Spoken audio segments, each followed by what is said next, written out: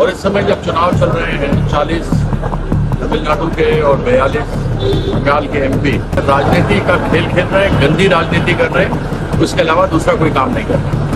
राजनीतिक गलियारों में पेरिसीमन को लेकर एक बार फिर बहस तेज हो गई है। टीएमसी नेता कीर्ति आजाद ने आगामी पेरिसीमन प्रक्रिया को लेकर केंद्र सरकार पर तीखा प्रहार किया।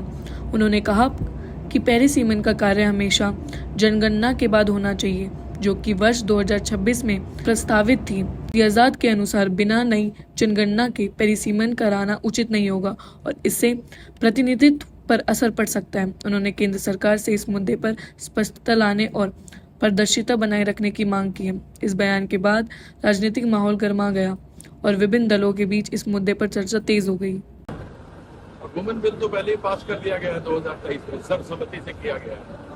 और इस समय जब चुनाव चल रहे हैं 40 तमिलनाडु के और 42 बंगाल के एमपी इलेक्शन में हैं, यानी कि आप ये समझें कि 82 MP out of 543 MP busy. तो क्या ऐसी जल्दी थी?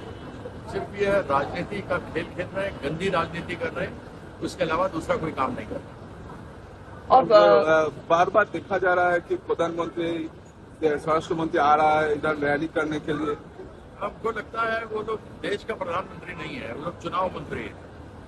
जैसे बरसात में जब वृष्टि होता है तो बेंग निकलता है, टर टर करता है, वैसे ही 5 साल में एक बार इलेक्शन होता है तो ये लोग इलेक्शन का बेंग है। उस समय आता है, टर टर करता है, फिर गायब हो जाता है। आज तक इन्होंने कुछ किया नहीं। 2 लाख करोड़ रुपया जो पश्चिम बंगाल का हक था, जो पैसा था, चाहे मनरेगा हो, बाड़ी हो,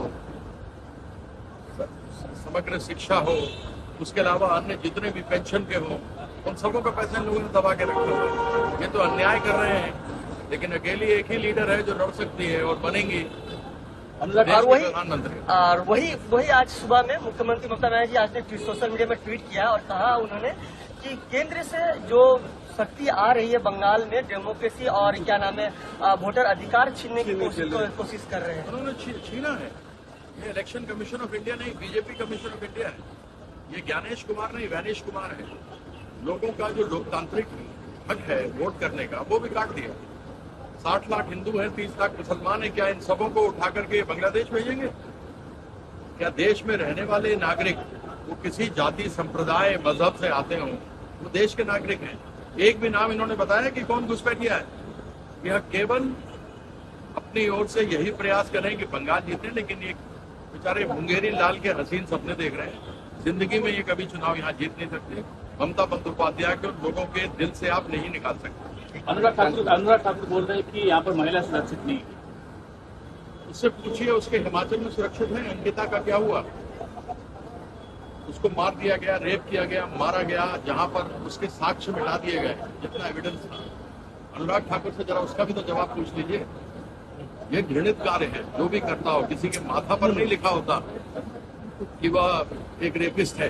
ये गंदा कार्य है। हमारा तो अपराजिता बिल भी बना कर गया हुआ है 2 साल से कि फांसी का सजा मिलना चाहिए रेपिस्ट को, लेकिन क्या हुआ अभी तक? अभी तक कुछ नहीं हुआ।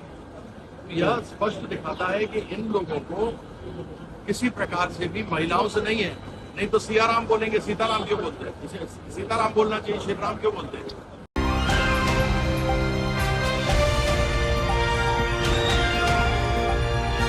दिल्ली, हरियाणा, उत्तर प्रदेश, राजस्थान की हर खबर के साथ देखते रहिए न्यू इंडिया न्यूज नेटवर्क।